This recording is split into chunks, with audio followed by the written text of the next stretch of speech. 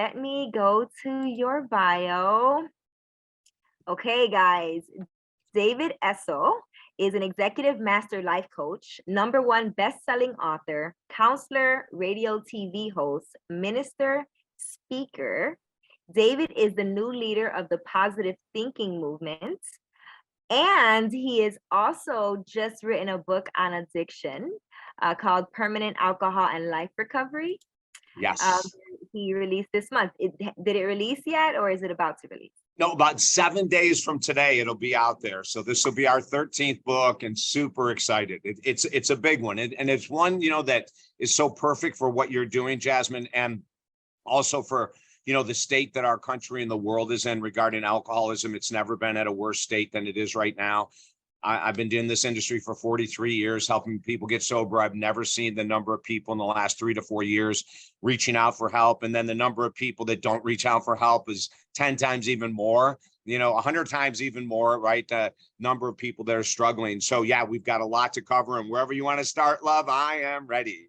Well, I would like to start, and thank you for that. I would like to start with, why did you write this book? Well, when we looked at the pandemic and we started to see the crushing blow that alcoholism was having, we knew back then, 3.5 years ago, that we would have to do something about it. And so we've been thinking about it for about 3 years, quite frankly. And then I'll tell you what a couple crushing blows happened. #1, we're always looking at new statistics. Usually American Psychological Association has some of the best stats with their surveys that they came out with. And they came out with, one of them that said that 80% of Americans have no idea how to deal with the stress that we've been going through in the last 3 years, which right away caught my attention, because when people don't know what to do with stress, they go to the world of addiction. We all do. Your last expert was phenomenal. And, she was talking about this. We have the opportunity to use anything for an addiction. Some things seem safe, like news, which can be one of the most deleterious addictions for anyone to have over the last 3 years. Another safe one would be social media, huge social media addiction, people losing it on social media, even to this day, the insanity that goes on there. But then there were some other things that just absolutely blew my mind and pushed this book forward faster than what we thought. #1, my publicist, TJ Torriello, sends me this link that showed the early morning hosts. I won't even mention, you guys all know the most popular early morning shows that start at 4 a.m. and go until 10 a.m. now, where that the hosts were drinking wine on set at 9 a.m. Multiple times, not just one day. They weren't hiding it. They were actually bragging about it, and I'm watching this and I'm going, do you know how many women, because mainly those shows are watched by women, especially after 9 a.m. or after 8 a.m. Do you know the number of women that could be watching that show that are in recovery or trying to get sober, or a year sober or 10 years sober, that see their favorite TV host having wine at 9 a.m.? I mean, that's a horrendous example to give America in a state when we have no idea what the hell we're doing emotionally. I mean, the grief in this country, just the world, is insane. And when people go distressed, they look for an outlet.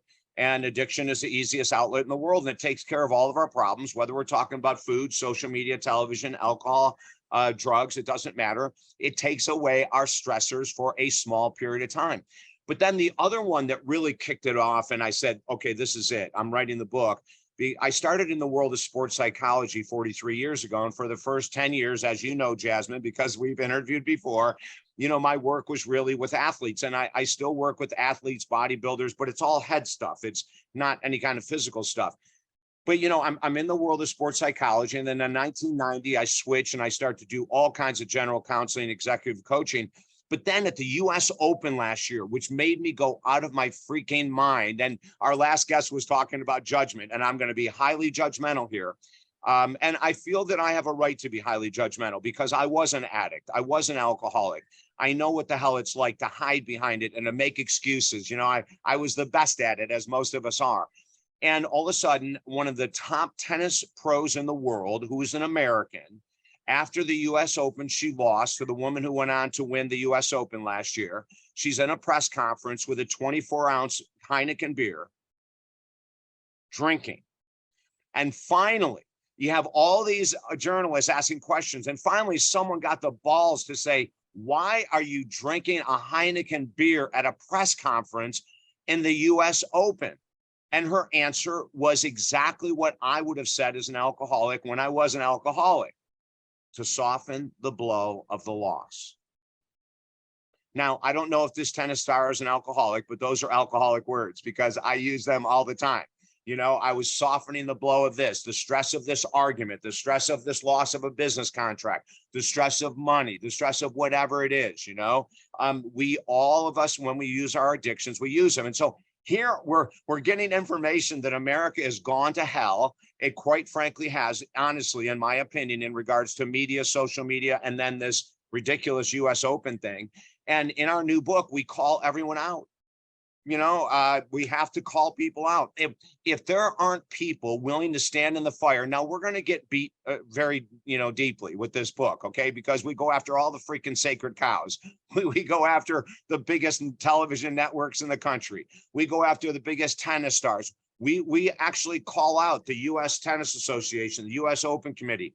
We do not mention the tennis star by name, but she knows who she is, and it's quite easy to find out who she is. There's videos of her all over the internet, including my videos talking about that this is disgusting, that we have a tennis professional with 12, 13, 14, 15, 16-year-old little girls, little boys watching their favorite star who's going to soften the blow of a loss.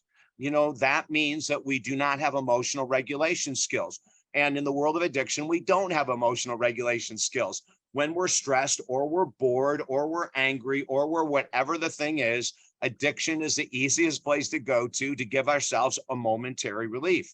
And the question I ask in the book, would LeBron James or Tom Brady, now LeBron James is a huge NBA star. Tom Brady is a former NFL all-pro quarterback who probably is coming back from retirement again. So we never know with Tom Brady what he's doing. But could we imagine either of those guys in a press conference with a large Heineken beer saying, well, we just lost and I need to soften the blow. I can't handle this loss. I need to have alcohol. So those are some of the biggest reasons that I came out of the woodwork saying, forget about it. I'm done. I'm done holding my tongue. Jasmine, it was like, 7 years ago when we released our first #1 best-selling book, Positive Thinking Will Never Change Your Life, but this book will. We went after the sacred cows of The Secret and the Law of Attraction. And it became our first #1 bestseller just by being real and by being honest. And as I say in that book, I have yet to ever meet a surgeon, a bodybuilder, an athlete that received huge accolades and became stars by vision boards, affirmations, or any of the other such nonsense. And the other thing I say in that book is that I am one of those people from 1980 to 1996 that taught that nonsense, that whatever you put out in the universe must respond in kind. If that was true, this summit would not be happening. Yeah. There'd be no need, because all we do is put out, I am sober.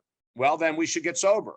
I'm recovered. Well, then we should get recovered according to these theories. Well, we know it's not that easy. And if it does happen, and we know there are people that have woke up and they smoked 3 packs of cigarettes for 30 years and they woke up one day and they said, that's it.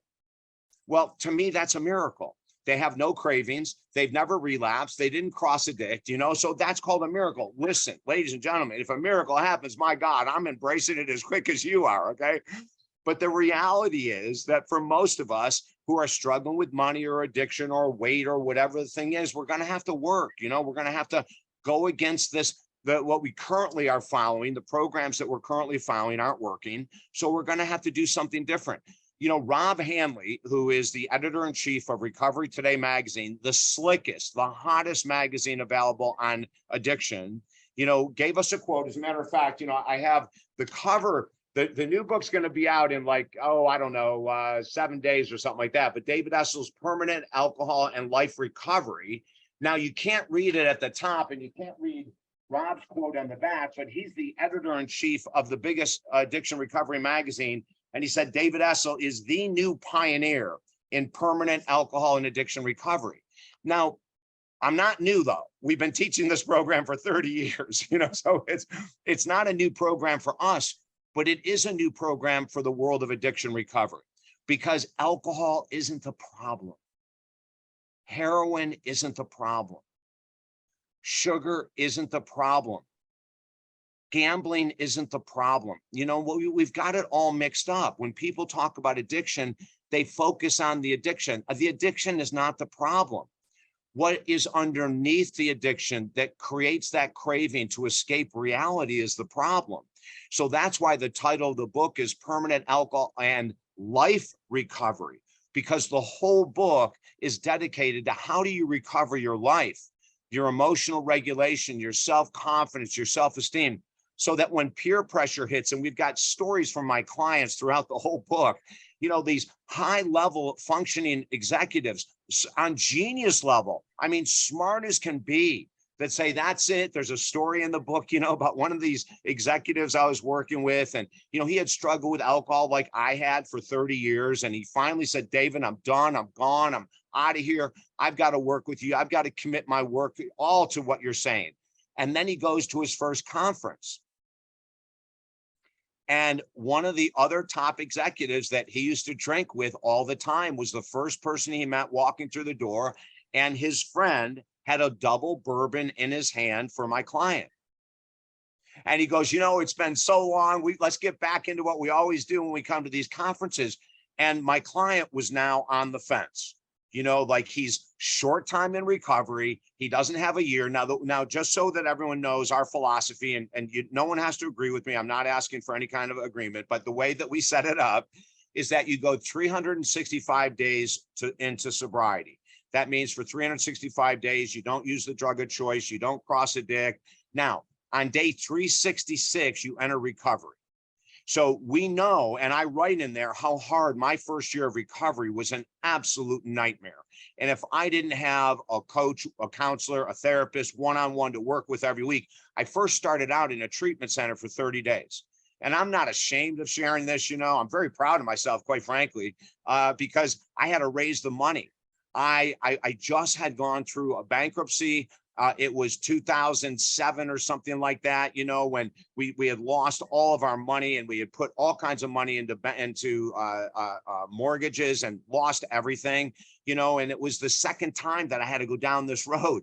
Like, I understand how difficult it was and how difficult it is. But after you get out, you still need support. You know, you need that 365 days of moving through weddings, funerals, birthdays, holidays, you know, great times at work, terrible times at work, great times in relationships, terrible times.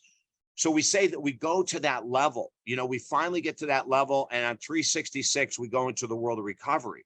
And in the world of recovery, it's all about life, you know. So he goes to this conference and he's on the fence now. He's not really sure what to do. And the guy keeps pushing and pushing, and finally peer pressure wins. And here he had worked his tail off to remove this substance, that it was destroying his life and his marriage. And he went right back into the rabbit hole. Now, in our recovery system, we don't use shame or guilt as tools, you know. And he came back from the conference, he was honest. And I said, hey, as of today, it's day one. That's all it is. Yeah. We can learn from that experience and write about what we learned from it and not repeat it, or we can beat ourselves up with shame and guilt and move forward and probably relapse again. So we don't use shame or guilt, and we encourage our clients not to. You made an error. All right, let's jump back on the wagon, you know, and or off the wagon, or no, on the wagon. And we teach this, Jasmine, as a way for people to understand that it's not the substance. This is so crucial, you know, and not enough programs talk about this. The subtitle of the book is Going Beyond the Steps. You know, I went through 120 straight AA meetings, and I could not go through 121. With my background in psychology and everything behavioral understanding that I have with the behavioral sciences, I knew what they were teaching there was very inadequate.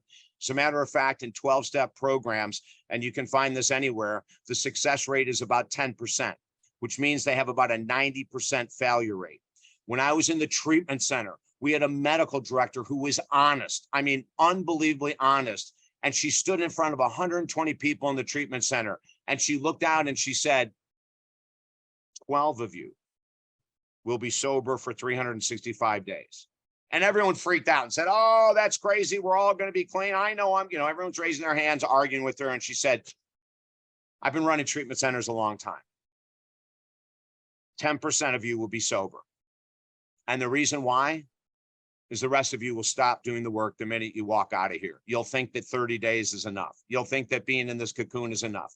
And it's not, you know? So we want to bring all of this relatively new information to the forefront, Jasmine, so that people in 2023 have a real true chance to recover. You know, the statements that are made in those meetings, you know, once you're an alcoholic, you're always an alcoholic. Complete BS, complete lies. If you want to go to meetings that say that you're never going to recover, have fun. To me, that was the end of it. You know, I went 120 straight days. I actually got a sponsor who I'm still friends with today. And of course, the way he sponsored me was totally different than the way they normally do, because I told him exactly what I was willing to do and what I wasn't. And he agreed with me. You know, he agreed with me 1,000%. But, you know, we have so many of these statements. I have a guy that I'm several guys and a woman I'm working with sex addiction to porn right now. And, you know, one of the gentlemen who's been in my program for 6 months, he's doing great. He decided he was going to go back to SAA meetings, Sex Addicts Anonymous meetings. So he goes into the first meeting. There's a minister who's leading the meeting. And when everyone settled down, he raised his hand. I want to tell you that I'm Reverend Jim, or whatever his name was. I was an alcoholic yesterday. I mean, a sex addict yesterday. I'm a sex addict today, and I'll be a sex addict the rest of my life. Let's start the meeting. I don't even know what to say in 2023 anymore when I hear, and this is constant, you know, this isn't, and when they wonder why they have a 90% failure rate, you know, the question we bring up in the book and the question I bring up to everyone with us is, what other successful business or organization is running in 2023 off of principles created 80 years ago that have never been updated? I would like to know. One company. Tell me one car dealership somewhere in America that's using filing cabinets from 80 years ago. Yeah. And they're successful. I want to know that. So why do we have a program that people laud as the only way to go, according to many of them, that has a 90% failure rate? You know, I want those questions answered, you know, and in the book, we reach out to the 12-step organization, and I raise my hand and I say, hey, I'm not the only one that can help you guys. If you want to revamp your program and bring it up to what we know about the sciences and the mind and the MRI studies and everything else that's out there, we will help you. I mean, and the reason I say that is because it's a free program, or, you know, $1 donation. There's a lot of people that don't have the money to join my program or anyone else's program. So if we're going to have a program that's zero cost or very low cost, let's at least have it updated to what we know that's going on in 2023. Absolutely. Absolutely. Because them going in there affirming that this is who I am and this is who I'm always going to be, well, then you're right. Yeah. Right? If you say that it's you are, you say that you're not, you're right both ways. Yeah. And I'll tell you, you know, I had all these people coming up to me in my 120 days, you know, asking if they could be my sponsor. And, you know, they all had these agendas that I didn't agree with. Well, first of all, there were several of them that were 4 and 5 months sober that are going to be sponsors. And I said, okay, that doesn't make sense. You haven't even made it a year and you want to be a sponsor. Then there are others, and I have nothing against Jesus Christ. I mean, my God, I was a pastor and still am a minister, but there are people trying to shove Jesus down my throat, you know? And then finally, on one of the last days that I was attending, I think it was day 118 out of 120 days that I had promised a counselor I would go in a row. I'm in a Saturday meeting. It's 10 a.m. And there's all these people in the room going around saying, hi, I'm Mary, I'm an alcoholic. Hi, I'm Jim, an alcoholic. And I'm just going, I have never said that in a meeting. I never will. 2 people down from me, there's this guy, and he raises his hand. He goes, hi, I'm Phil. And I am grateful to be here today. And my eyes lit up, right? And I go, oh my God, I got to meet this guy, you know? And so I run him down after the meeting. You know, I chase him down. I go, excuse me, Phil? He goes, yeah. I go, I got to talk to you. I said, you're the only logical person in 120 days that I've spoken to as a sponsor. How many years sober? 17. I need you, okay? I want to talk to you, but I said, I'm going to limit you. You know, I'm not one of those guys that's going to call you every day. I don't need that. You know, what I want you to do is I want you to give me your wisdom. I have wisdom from all my years of experience of helping other people get sober. I just couldn't use that wisdom on myself. we became best friends. I only worked with him for 4 weeks. It was like 30 minutes a day for once a day for 4 weeks. I didn't need very much from him, but I just reached out to him and I told him, that we have a new book. And I said, you're in it, brother, because you're the one that now when I coach my clients that want to go to meetings, I don't tell them not to go to meetings. One of the greatest things of going to a 12-step meeting is walking in the room. Do you know how vulnerable and strong you have to be to walk into a room where you may not know anyone and you're admitting that you have a big issue? Like, that to me is the most beautiful part of that whole program, is that you get to be vulnerable. You get to be honest, and then, the thing that I was always afraid of is that I would see someone that I know, I would see, especially a business client. And sure enough, the last week or so that I'm going to these meetings, who do I run into? A massive business client, and I go, oh my God, I'm screwed. And then I thought, wait a minute, he's here for the same reason I am.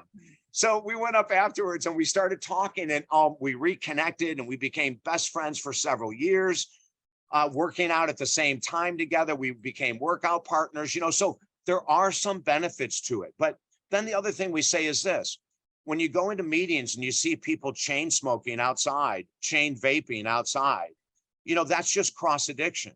Or when you see them in the meeting and they're chugging cups of coffee, that's called a cross addiction.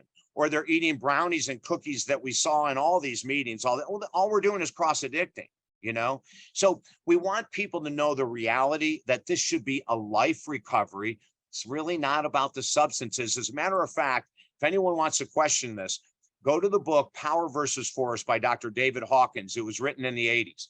He talks about that alcohol has the same power to alter your mood as a carrot. Think about that. Yeah. Because a carrot has the same power. Right? In other words, what he was saying is, it doesn't matter if it's drugs, if it's alcohol, that's not getting you high.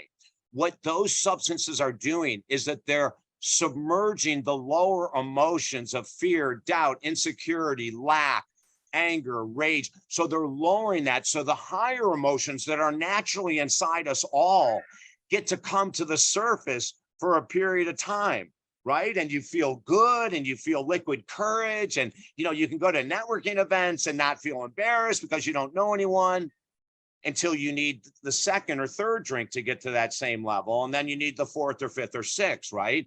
But, he was so way ahead of his time in the 80s writing about this.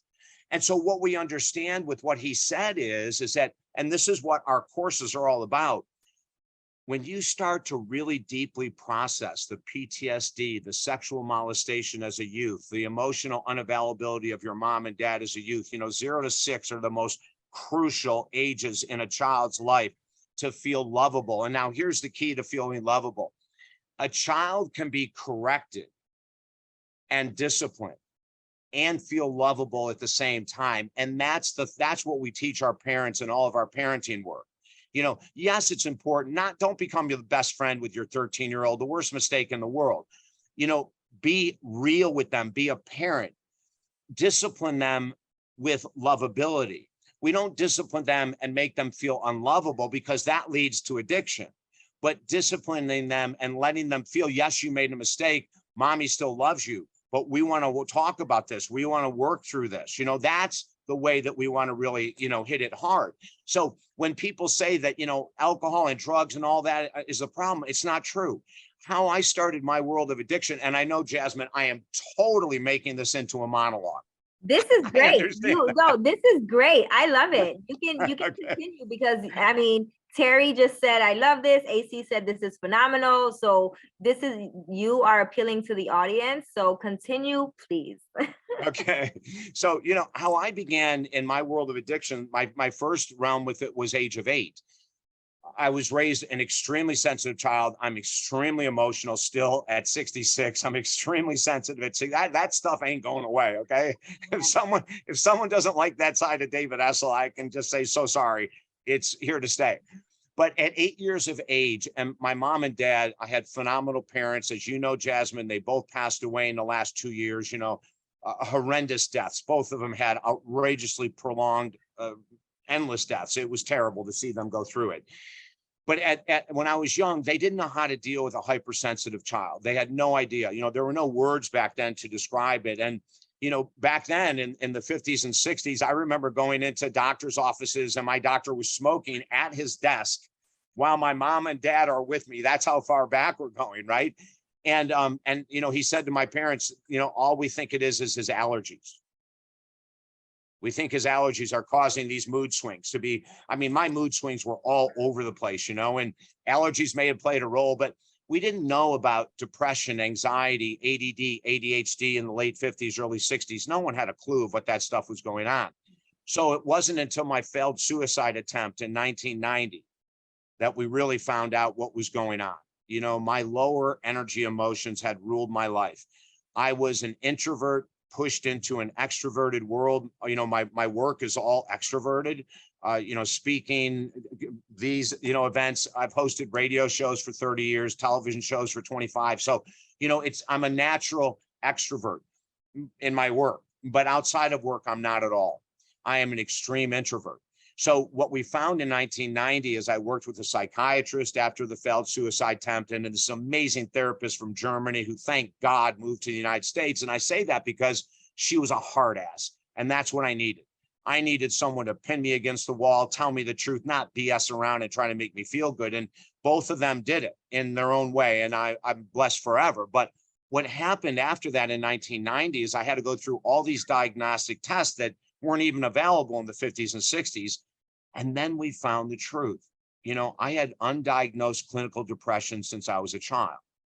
I had undiagnosed generalized anxiety disorder as a child. I had ADD and ADHD. Now, I still have all those things, but I used alcohol and cocaine as a way to self-medicate because I didn't know what else to do. After a year, after the suicide attempt, and for that 1 year that I was on these outrageously heavy drugs, I didn't even know who I was half the time. We were able to titrate down and get me off of everything, and I'm on nothing today. Well, I should take that back. I'm on a bunch of amino acid supplementation for brain chemistry, which we teach in the book. We have a lot of gut for the microbiome. Oh my God, 70% of the serotonin in your body, which is one of the most important feel-good endorphins.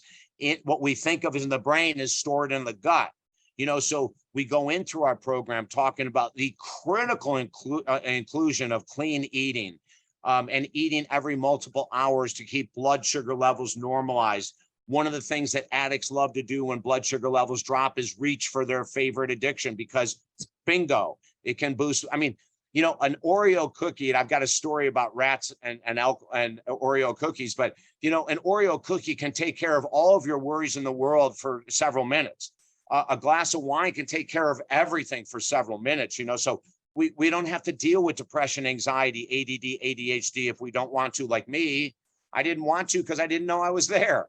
I was Mr. Motivation. Lifetime Television in New York called me Mr. Motivation, the top lifestyle coach in America. This was right after I failed at my suicide attempt. And I made this massive comeback, and they're giving me all these accolades. But the real accolade should be given to the people that explained to me that it wasn't the substance that was the problem. It was my inability to deal with life. I didn't have the emotional coping skills. Now, what's really interesting about part of my story is before I got sober, I had no problem. We had people running out the door sober for years and years and years, but I couldn't do the same for myself, which is really natural. I work with therapists that are in deep depression because they can't get themselves out of it. So it's very natural when you work in this world of psychology that we can't see the forest for the trees and we can't get ourselves out of our own paper bags. But when we open ourselves up to the wisdom of other people that have walked our same path and we listen to them, just like I said, listen to David Hawkins. He's saying alcohol has the same ability as a carrot to get you high. That was in the 80s, that was blowing my mind. And then as he explained it deeper, when you take care of the depression, the low self-confidence, which comes out in peer pressure, the low self-esteem, which comes out, low self-esteem is self-love. So, you can't be an addict and have high self-esteem. I don't care how many people thought that I was the guru of all gurus of happiness for all those years. It was something I was able to project, and I was very good at it. You know, there's amazing addicts in this world today, highly functioning, that are projecting that they're doing great. You know, I was one of them. And now my projection is pure truth. I am doing great. You know, it doesn't mean I don't struggle. Oh my God, I struggle. I struggle constantly, you know, but I just don't go back. When we talk about permanent alcohol, and this is a huge thing, we do not believe in one day at a time. We do not believe that's a serious commitment. We don't believe that's a commitment at all. Anyone can commit one day at a time to something, but the programs that use that as their foundation have a 90% failure rate. Can we please pay attention to these statistics? You know, like, why do we want to jump into a program that is telling you just focus on today only? And here's the analogy we give in the book that I love to give. Imagine this. You're looking for love,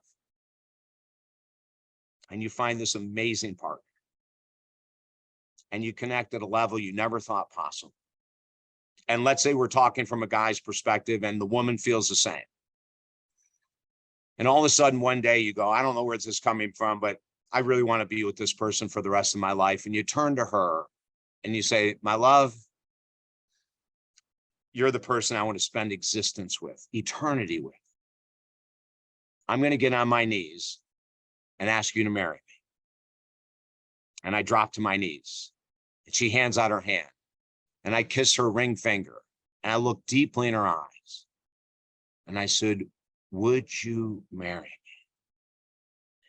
And she screams, and she's crying, and she's saying, this is all I've ever wanted with you.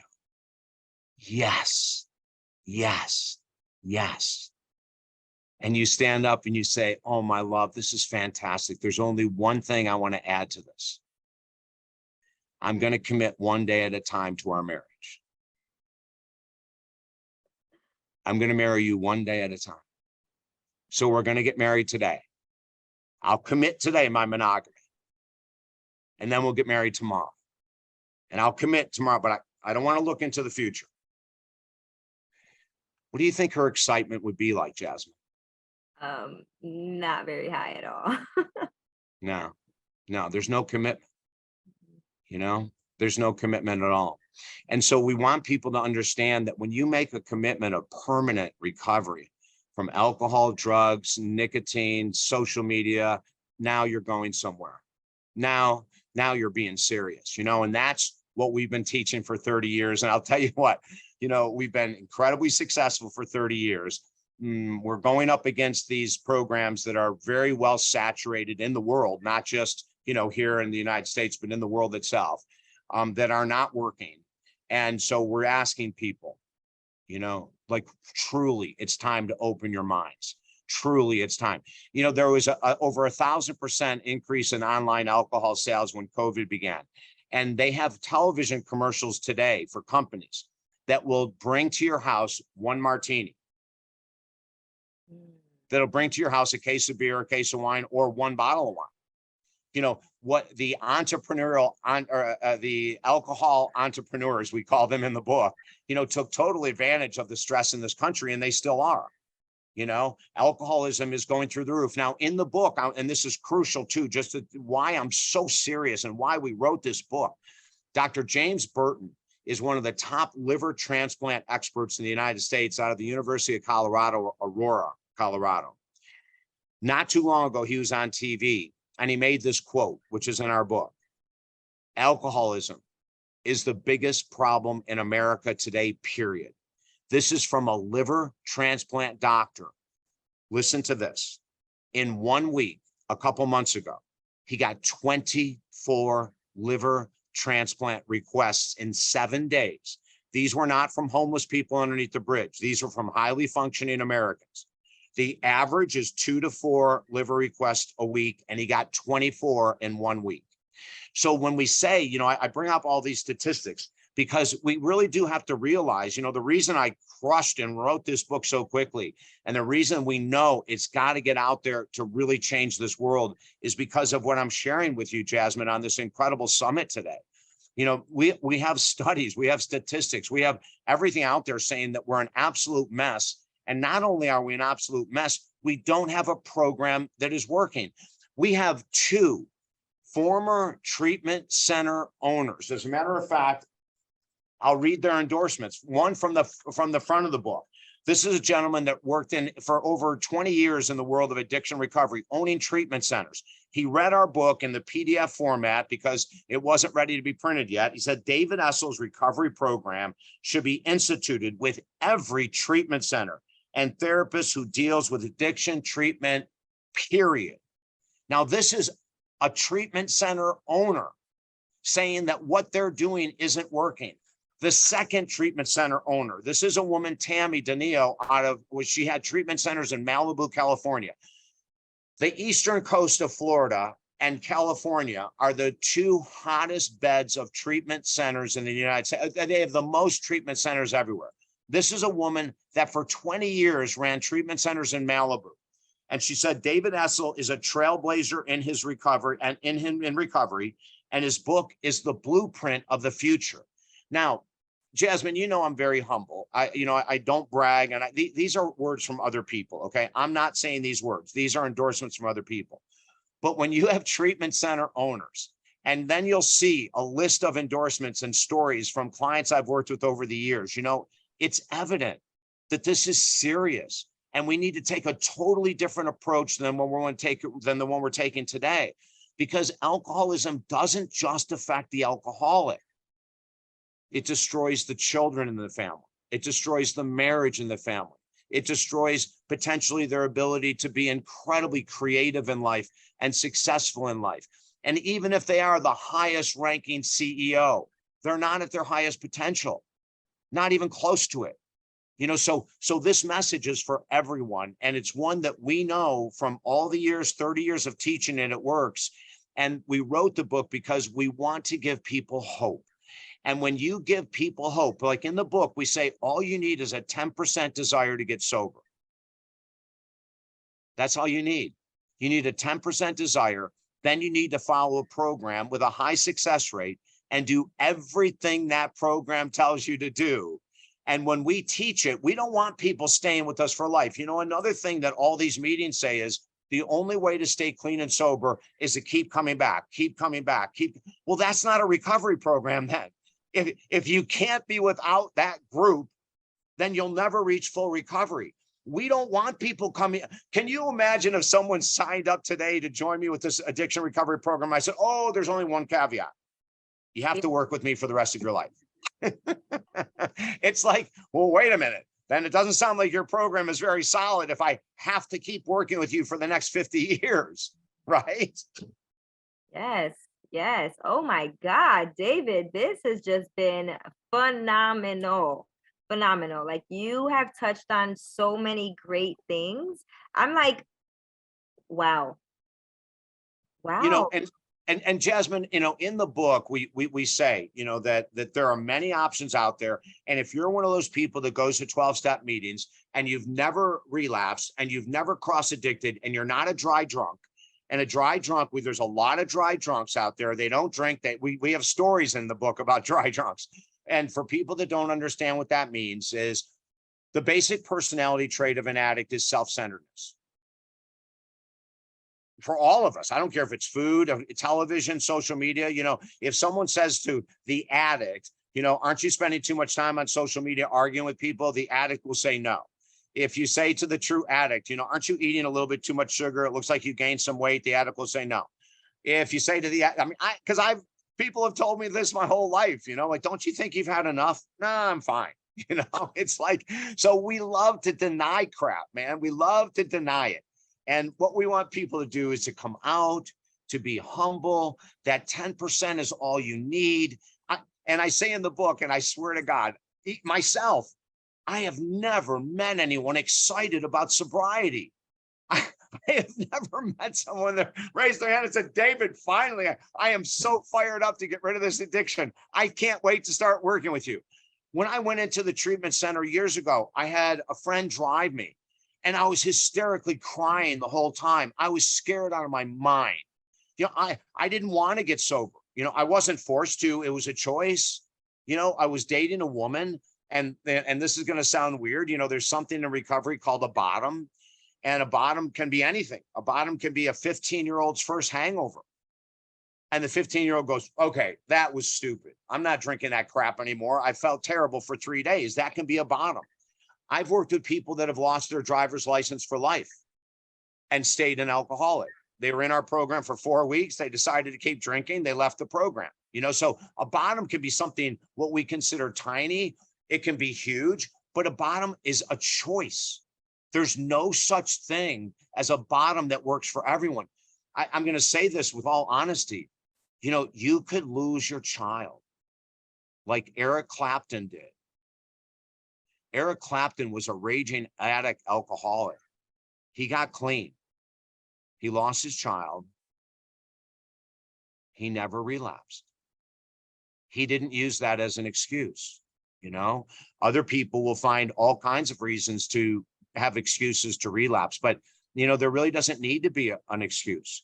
If you're in a solid, permanent life recovery program, you're going to be changing your whole life, you know. And in the book, we also hit on some brand new, exciting information that I'm so fired up to bring. It's not legal in the United States yet, but our own government, the FDA, is doing incredible research on microdosing of hallucinogenic substances as a way to make a major inroad to mental health issues. And mental health issues are the foundation of addiction. You know, I mean, I call low self-confidence and low self-esteem and peer pressure a mental health issue. You know, I call PTSD, you know, molestation, you know, wounds from the past that have never been healed. This is all mental health issues, you know, and we want to look at that and say, that's why this book is so crucial. Well, guess what?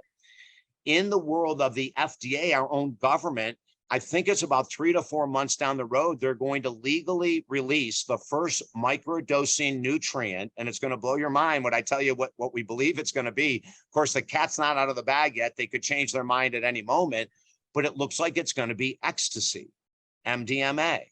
Now, for people that know what ecstasy is, it's a rave drug. It's a party drug. You know, it brings you to huge levels of oneness, as they say, as you know, the heart explodes open, but there's a downside to it. You know, the after effects of a heavy dose of ecstasy or MDMA can put you into depression because it does deplete many of the endorphins in the brain. Now, what they found is on a microdosing level, and this is crucial because people are going to say, David, that's cross addiction, but I'm going to clear this up right now, as we do in the book. Microdosing does not get you high. There's no high to it. What it does is it helps alleviate some of those lower energy emotions that we were talking about before, anxiety, depression, etc., right? And when those lower energy emotions are minimized, the desire for alcohol, cocaine, nicotine, sugar, social media starts to disappear. In the one study from our own government that I put in the book on LSD, microdosing of LSD. Now, for people that might be with us, if you're even close to my age or 20 years younger, you might remember in college tripping out on LSD. I know I did. And the whole purpose of it was just to get as high as possible. Well, when you microdose, there is no high. You will feel a warmth and opening of your heart. You'll feel a mellowness. You might feel a dramatic increase in focus, you know? So we have LSD, we have MDMA. Down the road, we have psilocybin mushroom coming, which is very popular. But I'm going to caution everyone. What you see on Instagram, all these clowns selling microdosing of mushrooms and microdosing of LSD, you have to be really careful consumers. Do not trust the internet, please, okay? You could get yourself into trouble. We've had people already telling us how they've been scammed left and right on Instagram, where they'll put an order in and all of a sudden they'll get an email saying for private delivery, it's going to cost you $500 extra. So really be careful. You know, it's illegal. The only state that I know for sure, there's 2 states that microdosing is legal, is New Mexico and Portland, Oregon. Those are the only 2 places I know that you can legally get. In Portland, you can legally get psilocybin mushroom microdosing. And in New Mexico, I believe it's MDMA or ecstasy. Now, I am not going to tell you, and we say this in the book, microdosing is not a silver bullet. But oh my God, the studies that are coming out are just incredible. Yeah, okay, someone just listed Oregon is one of those few places where that they have compassionate euthanasia, compassionate dying, and they do use it there for sure. But we have this great information coming out. However, you can take all the microdosing in the world, and if you don't change who you hang out with, you're screwed. If you don't change what you watch, what you listen to, what you read, you're screwed, okay? Because there's nothing that's going to completely eradicate addiction. But, and the editor of Recovery Today magazine asked me when he read the book, and he said, oh my God, you're putting microdosing in here. This is so far ahead of everyone. We say, we're putting it in there because I truly, honestly know it's a massive part of the future. Our government would not be studying this stuff if it wasn't that powerful, okay? And then we have a doctor who's an expert in indica and sativa, THC, marijuana, and CBD. We have him talking about the potential benefits of getting off of the heavy addictions of alcohol, heroin, and more by utilizing small amounts of these natural plant medicines. Now, anything can turn into a cross addiction. I'm not ignorant. You have to work with professionals. You have to stay within dosages. You have to stay within frequency. And in the world of microdosing, you don't even microdose 7 days a week. Depending on the protocol that your expert physician will set up, you might do 2 days on, 4 days off, 2 days on. You might do 4 days on, 3 days off. There's all kinds of different modalities to follow. One guy, James Fadiman, if you want to do probably one of the best in the world in researching microdosing, James Fadiman, Fadiman. The guy is phenomenal. We put one of his studies through the FDA in our book talking about LSD. Now, Albert Hoffman, the founder of LSD, if you ever want to read a fascinating story, when he found it in the lab, he was doing extremely high dosages. He was getting lost on his bicycle because he was so out of it, so hallucinating so high. Friends had to bring him home because he didn't know where he was or who he was, right? But over the years, as he continued studying it for mental health benefits, he started microdosing. He died at 2008 at 102 years of age, and he lectured around the world up to like 100 years old. And he was sharp as a tack. And when people said, how the heck this old are you mesmerizing audiences? I said, well, I've been microdosing for 50 years. My brain entropy is not entropying at the way that most brains do. And that was his belief system. Is that accurate? We'll find out as more studies come out. But it's super exciting to be engaged in the addiction world right now when we have all of this fresh new information coming out and hope. Now, I don't know how many people have access to psychological journals, but in a lot of our journals, what we're reading these studies on microdosing of, people that were drinking 2 cases of beer a day. That's a lot of beer. Pure raging alcoholics that once they got into a microdose system could not drink more than 2 cans of beer, no matter how hard they tried. Every desire was taken away. Now, that's quite miraculous. Will that happen to everyone? We're not sure. But the information and the studies that are coming out are so prolific and so strong that we're going to see some major changes. And this is what I think is good news, just like with the medical marijuana dispensaries. Yes, you can abuse it. Yes, you can ask a friend to go buy you a ton of it and you can get stoned instead of getting drunk or whatever it is. Sure, anything is available to it. Sugar, for God's sake, is a drug. So let's wake up. People talk about all these horrendous drugs, and yet 85% of America is overweight, which is a hellacious number to think about. And you want to look at complications coming down the road from being overweight, they're massive. There was a study that came out that said individuals that are obese have the same death record as people that are smoking 2 or 3 packs of cigarettes a day. I mean, so, we have to get really clear here on this world of addiction. People want to come on all down on this microdosing stuff, and yet we're going to eat Dunkin' Donuts until we are 300 pounds overweight and think that's better. I want to wake up the world. I want to give the world hope. And again, one of the ways we give hope is by telling people you don't need to be ready to get sober and recovered for life. You don't have to be ready. I remember in the medical center, the doctor saying to the whole group, I'm going to be honest with all of you. I have an easier time getting homeless people sober than you clowns in here with education. because you think you know better. And you think that, oh, I'm out of the center now. I'm good for 30 days. I've been clean. You know, it's the same nonsense with sober January.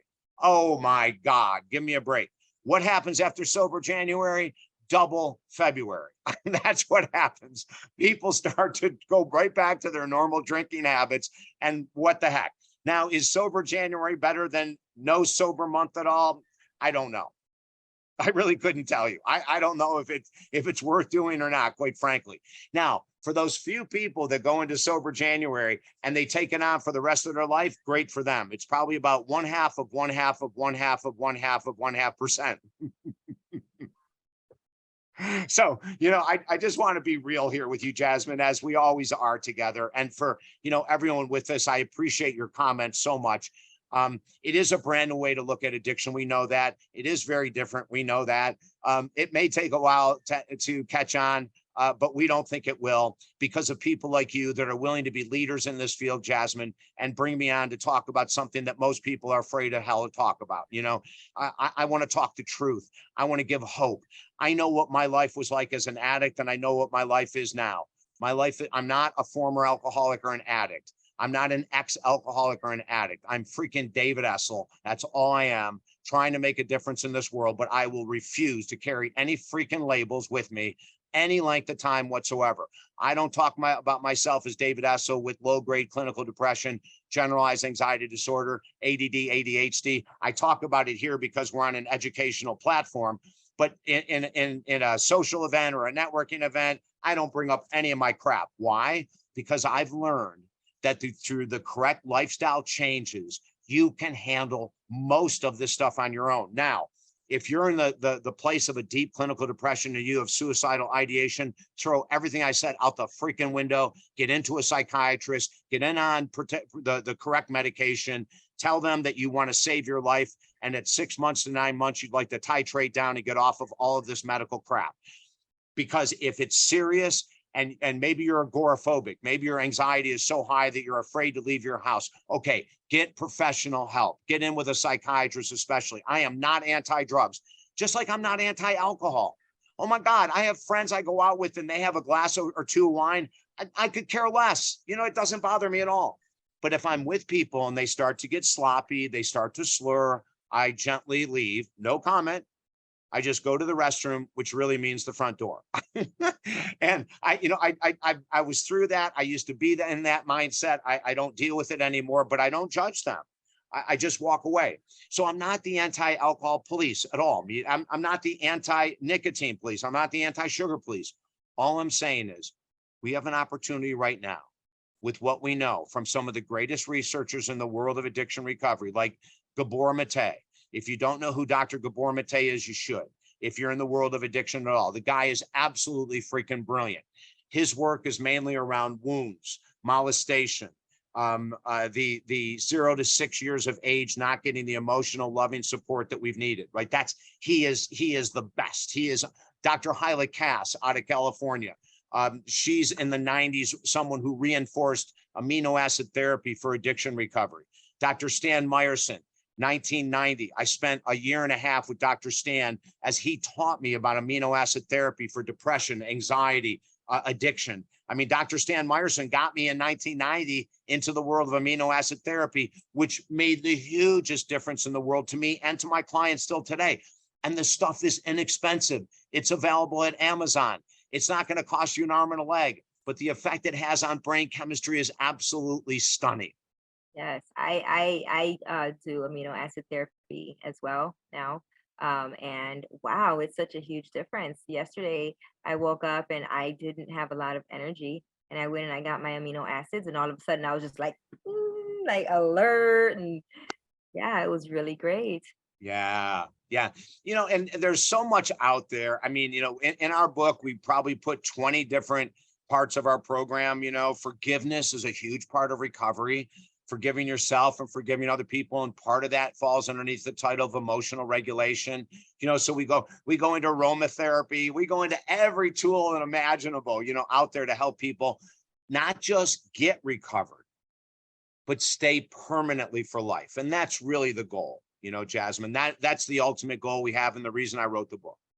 That's so beautiful. Thank you for all of this. It has been absolutely phenomenal as usual. I know you have a free gift to give the audience, but first I would like to know how we can get our hands on this book, and I would like to know how we can, get into your program if there's someone who's interested. Yeah. The easiest thing in the world is go to talkdavid.com, the website, talkdavid.com. It's the easiest name to remember because that's all I freaking do is talk, as Jasmine can confirm right now. I've been on many of her summits and I just talk constantly all day long. So go to talkdavid.com. The book should be out in 7 days, we're hoping. So there'll be a sign up there. Also, in a couple weeks, we have a free 2-hour Zoom seminar on this very topic that we're talking about today. We're going to go into, we had an hour today. We're going to have an extra hour that we'll be able to take questions and everything else. So that's on the website, talkdavid.com. It's free. Just go and sign up. It's absolutely free. And I want to offer another gift. If you want 20 minutes with me on the phone, and I will give my time to anyone who's serious. If you want 20 minutes, just send us an email at talkdavid.com and say, David, I was with you and Jasmine, and I'd love to set up 20 minutes. We'll set up 20 minutes. I'll talk to you, no charge at all. You wouldn't believe what we can do in 20 minutes. I swear to God, it's incredible how much we can move a mountain in 20 minutes. So feel free to take advantage of that as well. Oh my goodness. I already know how much you can do in 20 minutes. I've had a 20-minute conversation with you several times. I know, guys, that is phenomenal. David, do you have time for a question or two if anyone has one? Yeah, you know what? I have about 2 minutes. Yes. Okay, guys, anyone want to open up your mic and ask a quick question? In the meantime, I know that you have your free gift is also on Talk David, right? Yeah, Talk David. Everything's on talkdavid.com. Okay, Yeah. awesome. So guys, Ashley put the link in the chat. No one has a question right now. That's okay. Go on, take advantage of that 20-minute call. That is gold. David, dropped so many bombs today. This is amazing. I know so many people are going to want to watch the replay. Also, if you could send me the information for your that 2-hour session so that I can send it to my audience as well. Guys, I'll post that in the private Facebook group for anyone who wants to take advantage of that. Jasmine, and that is right on the homepage at talkdavid.com. Okay. So all they have to do is go right to the homepage and they can sign up for the 2-hour free thing. And then just go to talkdavid.com to contact us. Hit the contact us button and send an email saying, I want my free 20 minutes. I was on with David and Jasmine. Okay. So there's a sign up for the 2-hour free seminar. And then to get the 20 minutes with me, just hit the contact us email, send us an email, and you'll get set up this week.